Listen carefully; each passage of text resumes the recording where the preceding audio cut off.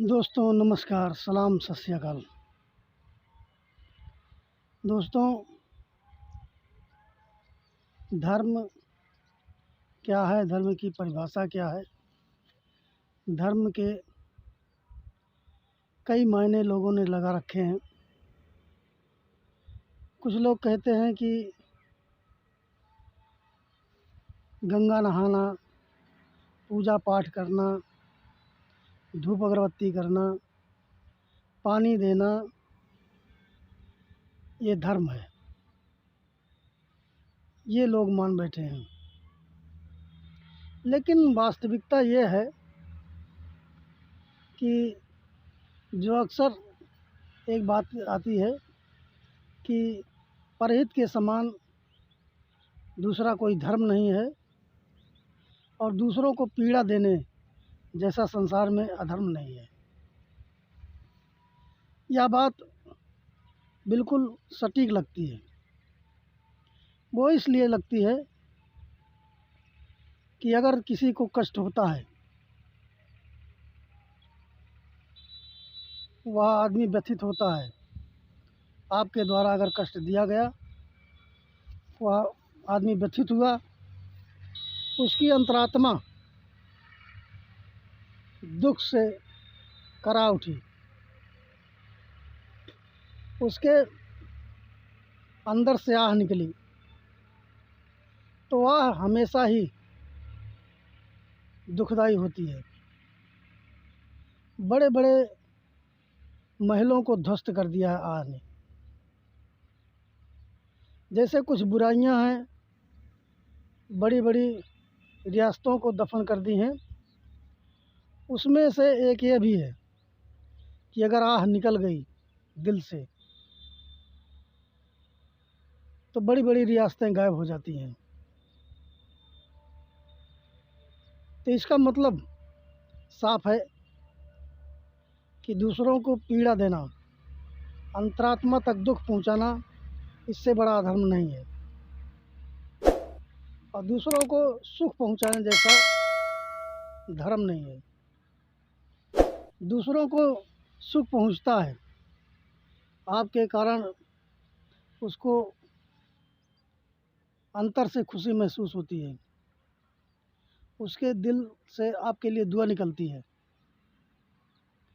तो ये मान लीजिए कि ये सकारात्मक प्रभाव डालेगी, इसमें दो राय नहीं है।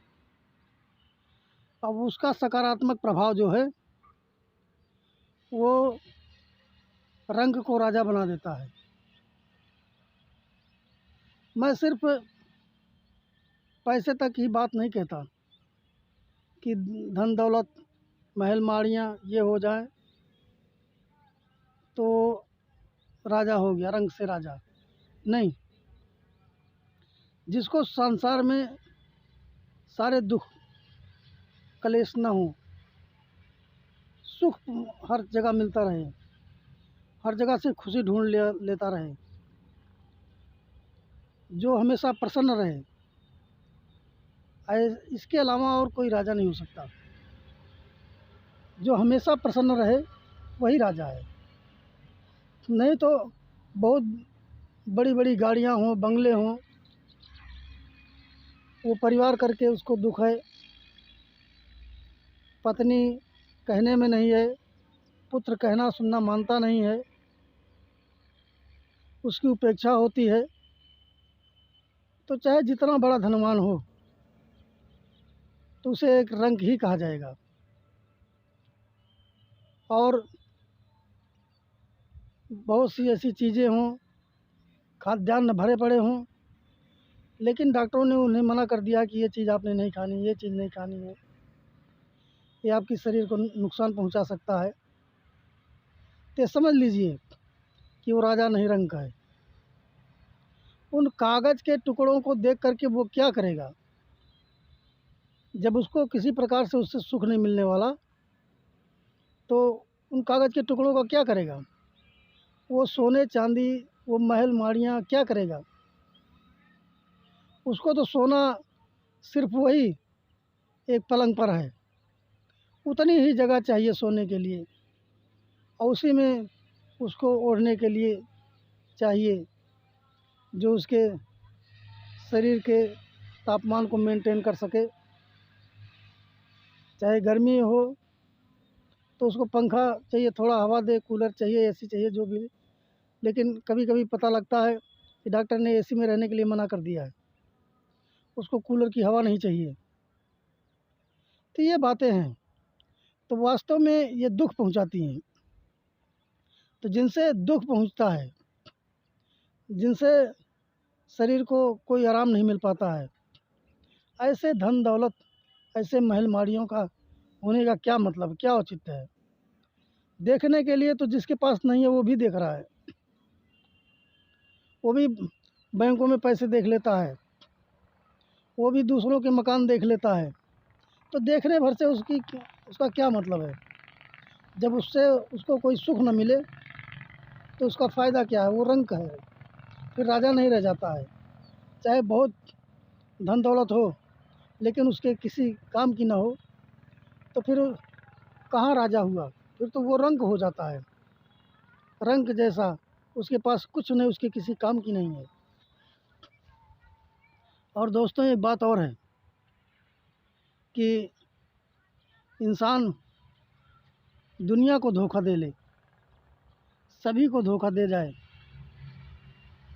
वो चालाकियों से, अपनी चतुराइयों से, मैं अक्सर इस बात को कह देता हूँ कि चालाकियों से, चतुराइयों से वो दूसरे को बेवकूफ़ बना करके अपने गुनाहों पर पर्दा डाल ले।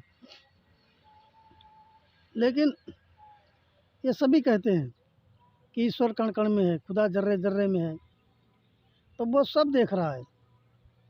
अगर उसकी बात ना भी ली जाए तब भी आपने जो कर्म किए हैं, आपने जो दुष्कर्म किए हैं, आप तो जानते ही हैं, उसके खुद आप गवाह हैं। अगर ईश्वर है, मालिक है, तो ये समझ लीजिए कि मालिक के दरबार में खड़े होकर के आपकी ही आत्मा आपके खिलाफ गवाही देगी। इंसान समझता है कि मैं, ये जो हाड़ मांस का शरीर है, मैं यही हूँ, लेकिन वास्तविकता ये नहीं है। वास्तविकता जो दिखाई देता है उससे परे है। आप सभी ने महसूस किया होगा कि सपने में आप भाग रहे हैं, कोई पीछे से आपको दौड़ा रहा है, तो आप भाग रहे हैं, मुँह आपका आगे की तरफ है, आपको आगे के सारी चीज़ें दिखाई देनी चाहिए, लेकिन आप ही पूरे दृश्य को भी देख रहे हैं। जो आपके पीछे आपको दौड़ा रहा है उसको भी देख रहे हैं, और वो पीछे वाला भी दृश्य दिखाई दे रहा है, आगे वाला भी दृश्य दिखाई दे रहा है। जो कष्ट आपको महसूस हो रहा है उसको भी आप महसूस कर रहे हैं और भाग भी रहे हैं। एक है जो दृष्टा बनकर के पूरे दृश्य को देख रहा है, जो उसमें कोई फेर बदल नहीं करना चाहता है, जो किसी प्रकार की आपको ना तो कष्ट पहुंचाना चाहता है, ना आपकी कोई मदद करना चाहता है। तो वास्तव में दोस्तों अगर देखा जाए तो जो दृष्टा है वही मैं हूँ, जो भाग रहा है, जो भाग रहा है वो माया में फंसा हुआ जीव है, जिसे इस संसार की का ज्ञान जो है उसने डरा के रखा हुआ है, वो डर गया है। और जो दृष्टा है वो तो अमर है, शाश्वत है।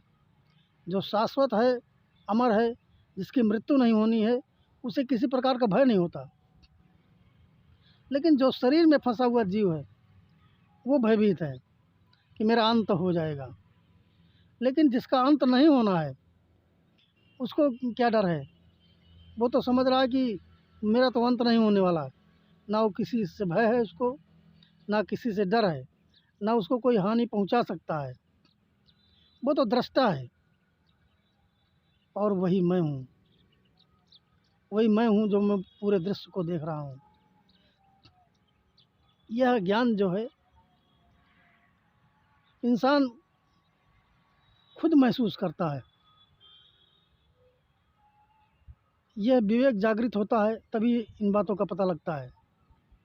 बिना विवेक जागृत हुए इन चीज़ों का कहीं अता पता नहीं होता। इंसान समझ नहीं पाता है, जो इस जीव जो संसार में फंसा हुआ है, इसी में वो पच पच करके मर जाता है और आखिर में पुनरम जननम पुनरम मरणम, बार बार जन्म लेता है, बार बार मरता है। मैं अपने बात को यहीं समाप्त करना चाहूँगा। अगले वीडियो हम फिर मिलेंगे, तब तक के लिए नमस्कार।